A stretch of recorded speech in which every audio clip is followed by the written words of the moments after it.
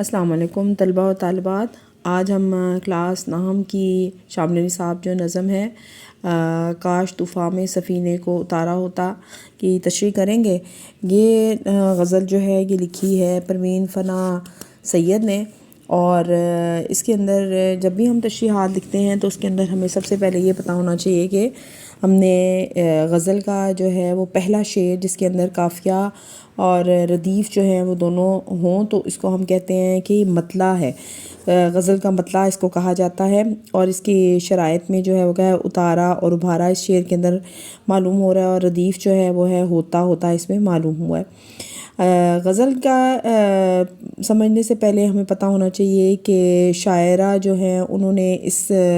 غزل کے اندر ان کی شاعری کی کون سی صفات جو ہیں وہ موجود ہیں۔ تو شاعرہ نے جدت کے نام پر جو شرعی بدعتیں ہیں اس کو قبول نہیں کیا، اور ان کی شاعری کی جو نمایاں خصوصیات ہے اس میں اعتدال ہے،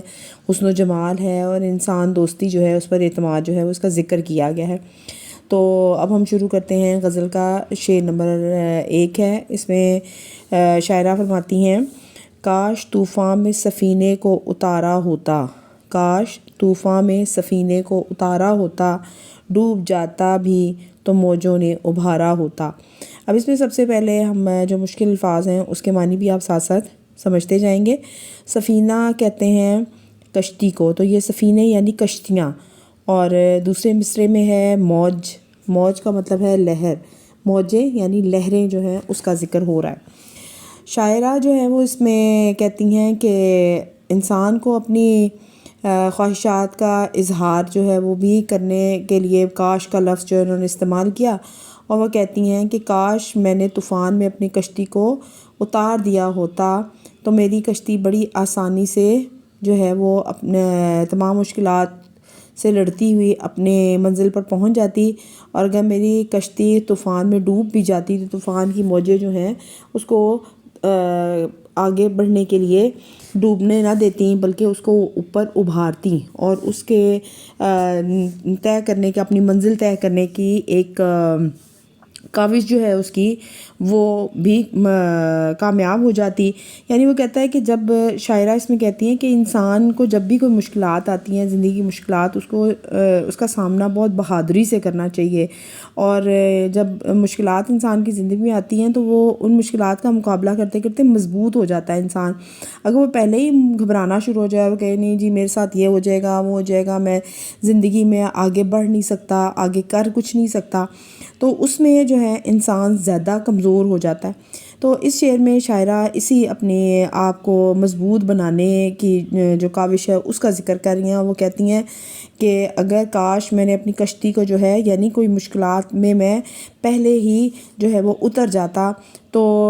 ڈوب جاتا بھی تو موجوں نے ابھارا ہوتا، یعنی اگر میں ڈوب بھی رہا ہوتا تو جیسے لہریں جو ہوتی ہیں وہ جو اٹھتی ہیں تو انسان کو یا کوئی بھی چیز جو سمندر میں ہوتی ہے تو وہ ایک دم اس کو اوپر کی طرف لے کے آتی ہے۔ تو کہتی ہے جب مشکلات آتی ہیں تو مشکلات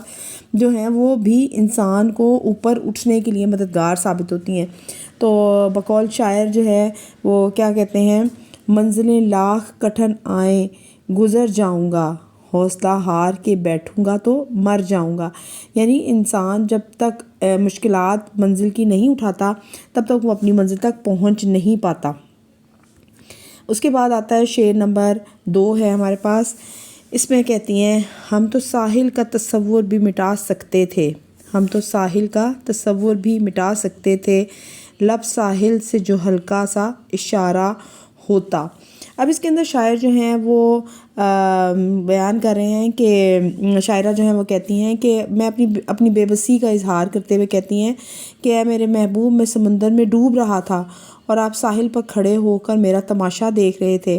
ڈوبتے وقت اگر آپ میری طرف سے کچھ کوشش کرتے تو میرے بچ جانے کے امکانات تھے، لیکن اس وقت میری جو حالت تھی وہ اس طرح کی تھی، خواہش تھی کہ اب میرا محبوب سمندر کے کنارے کھڑا ہو کر صرف مجھے معمولی سا ہلکا سا اشارہ بھی کر دیتا نا تو میں موجوں سے لڑ جاتا۔ یعنی شاعرہ اس میں بہت اپنے آپ کو بے بس اور لاچار جو ہے اس کا لاچاری کا اظہار کرتے ہوئے کہتی ہیں کہ ہم تو ساحل کا تصور بھی مٹا سکتے تھے، یعنی اگر سمندر کا کنارہ جو تھا اس کو بھی میں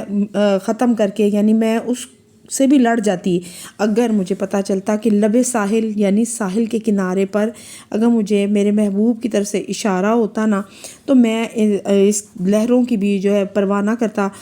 اور میں جو ہے وہ اپنے محبوب تک پہنچنے کی کوشش کرتا۔ تو اس میں جو ہے وہ کہتا ہے کہ شاعرہ کہتی ہیں اس سے ثابت ہوتا ہے کہ میرا محبوب مجھ میں دلچسپی نہیں لیتا۔ اگر مجھے میرا محبوب ہلکا سا بھی اشارہ دیتا تو میں دوڑ کر اس کی طرف آتا، لیکن میرے محبوب نے کبھی مجھ سے دلچسپی کا اظہار ہی نہیں کیا اور مجھے تنہا چھوڑ دیا، یعنی اس کو ڈوبنے کے لیے چھوڑ دیا۔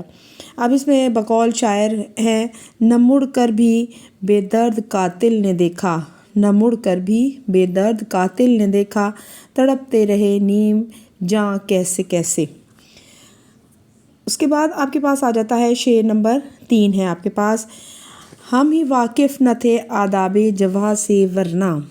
ہم ہی واقف نہ تھے آداب جفا سے ورنہ، ہم نے ہر ظلم کو ہنس ہنس کے سہارا ہوتا۔ اس میں شاعرہ جو ہے وہ کہتی ہیں اس شعر میں کہ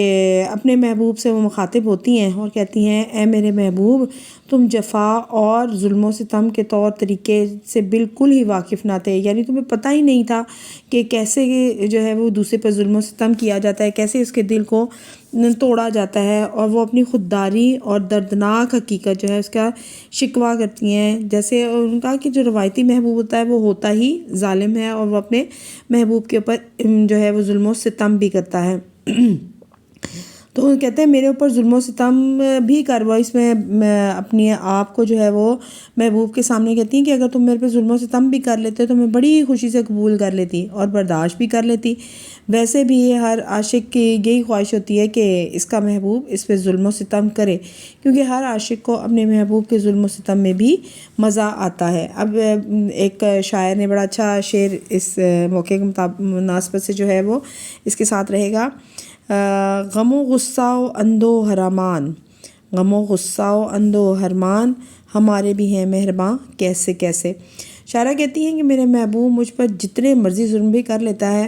لیتا میں اس کے تمام ظلم خوشی سے اور ہنس کر قبول کر لوں گی۔ آگے آتا ہے شعر نمبر 4 ہے، غم تو خیر اپنا مقدر ہے سو اس کا کیا ذکر، زہر بھی ہم کو بصد شوق گوارا ہوتا۔ اب اس شعر میں جو ہے وہ شاعرہ کہتی ہیں کہ تمہاری طرف سے مجھے ہر وقت غم ہی ملا، مقدر یعنی اس کا مطلب ہوتا ہے قسمت، اور بصد شوق یعنی بہت شوق سے، گوارا ہوتا یعنی پسند ہوتا۔ اس میں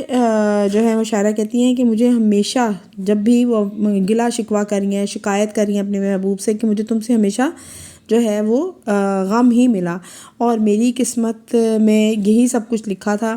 اور غم اور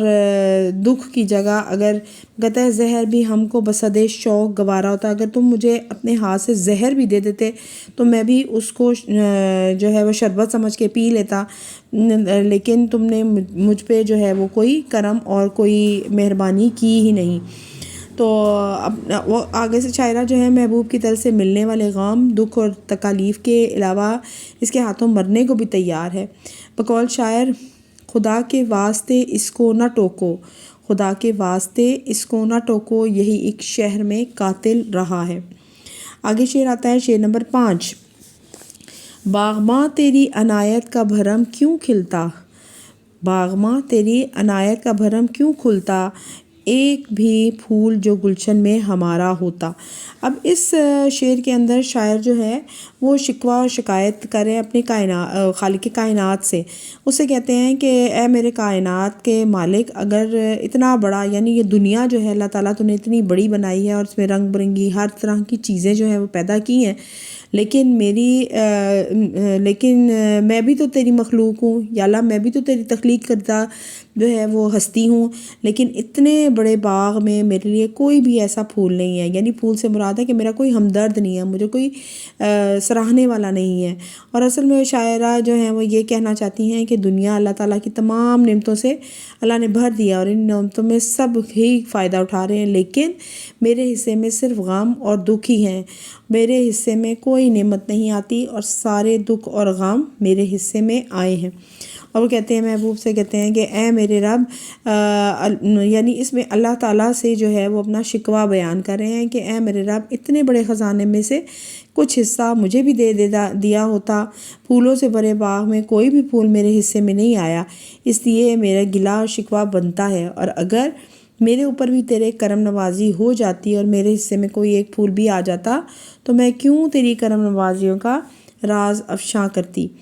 آخر میں ہے شعر نمبر 6 ہے جو کہ مقطع ہے اس غزل کا۔ اس میں شاعرہ کہتی ہیں، تم پہ اسرار فنا راز بقا کھل جاتے، تم نے ایک بار تو یزداں کو پکارا ہوتا۔ اب اس میں اسرار کا مطلب ہوتا ہے راز کرنا، راز ہے، اور اس میں یہ مقطع ہے اس غزل کا جس کے اندر پروین فنا سید نے اپنا تخلص فنا کا جو ہے وہ استعمال کیا ہے، اور راز بقا کا مطلب ہوتا ہے زندگی کا راز، بقا کا مطلب ہوتا ہے ہمیشہ رہنے والا، اور راز جو ہے وہ کسی چیز کا بھید ہوتا ہے۔ تم نے ایک بار تو یزداں کو پکارا ہوتا، یزداں یعنی اللہ کی طرف اشارہ کیا جا رہا ہے، یزداں اللہ کے ناموں میں سے ایک نام ہے۔ تو اس میں شاعرہ کہتی ہیں کہ اگر ایک انسان جو ہے وہ ایک دفعہ اللہ تعالیٰ کو سچے دل سے پکار لے تو اللہ اس انسان کو اپنے قریب کر لیتا ہے، یعنی اللہ کے وہ قریب ہو جاتا ہے۔ جو انسان جتنا اللہ سے محبت کرے، اسے پیار سے بلائے، اسے پیار سے اپنی تکلیف کا اظہار کرے تو اللہ تعالیٰ لازماً اس کی تکالیف کو جو ہے وہ دور کر دیتا ہے۔ اور انسان کا دل جب اللہ کی یاد میں ایسے ہی تڑپے جیسے دنیاوی محبوب کے لیے تڑپتا ہے تو اس پر معرفت اور فنا کے مقامات کے تمام راز کھل جاتے ہیں، یعنی اللہ تک پہنچنے کی تمام جتنے بھی راز ہیں وہ اس کے سامنے عیاں ہو جاتے ہیں، اور اللہ پاک کی پہچان میں ہی زندگی کا راز چھپا ہوا ہے۔ یعنی اگر ہم اللہ کو پہچان لیتے ہیں تو ہماری زندگی جو ہے اس میں ہمیں کامیابی نصیب ہوتی ہے، اور زندگی اور موت کی حقیقت سمجھنے کے بعد انسان کی روح ابدیت کے راز کو سمجھتی ہے۔ یعنی انسان کو اگر حقیقت معلوم ہو جائے تو اسے پتہ چل جاتا ہے کہ میری آخری زندگی، آخری منزل کون سی ہے، اور فنا اور بقا جو ہوتے ہیں اس کے بھید ایسے ہیں جو انسان پر نہیں کھلتے، یعنی اس کو نہیں پتہ کہ اس نے کب فنا ہو جانا ہے، اس کو نہیں پتہ کہ اس کے اوپر، انسان کے اوپر کون کون سی اللہ کے چھپے ہوئے راز جو ہے وہ کھل سکتے ہیں، کیونکہ قدرت کا کارخانہ ہے، یعنی اللہ نے ہی یہ تمام دنیا بنائی ہے۔ یہاں دنیا میں تمام چیزیں جتنی بھی پیدا کی گئی ہیں وہ فنا ہونے والی ہیں، یعنی جو انسان پیدا ہوتا ہے اس نے اس دنیا سے جانا ہی جانا ہے۔ جیسے قرآن میں اللہ تعالیٰ ارشاد فرماتے ہیں کل نفس ذائقۃ الموت، یعنی ہر ذی روح کو موت کا ذائقہ چکھنا ہے۔ تو نئی پیدا ہونے والی چیزیں کہاں سے آ رہی ہیں، فنا اور مٹ جانے والی چیزیں کہاں جا رہی ہیں، کون لوگ ہمیشہ کے لیے مٹ جاتے ہیں، کون ہمیشہ باقی رہتے ہیں، کائنات کے یہ راز بہت پیچیدہ ہیں، یعنی انسان کی عقل سے باہر کی باتیں ہیں۔ یہ راز صرف ان لوگوں پر کھل جاتے ہیں جو کہ منکشف ہو جاتے ہیں، جن کا اللہ تعالیٰ سے خصوصی تعلق ہوتا ہے۔ تو اس شعر میں صنعت تضاد کا بھی استعمال ہوا ہے، جسے فنا اور بقا متضاد الفاظ ہیں۔ امید ہے کہ بچوں آپ کو یہ سمجھ آ گئی ہوگی غزل، اور اچھی طرح سمجھنے میں مددگار ثابت ہوئی ہوگی۔ اللہ حافظ۔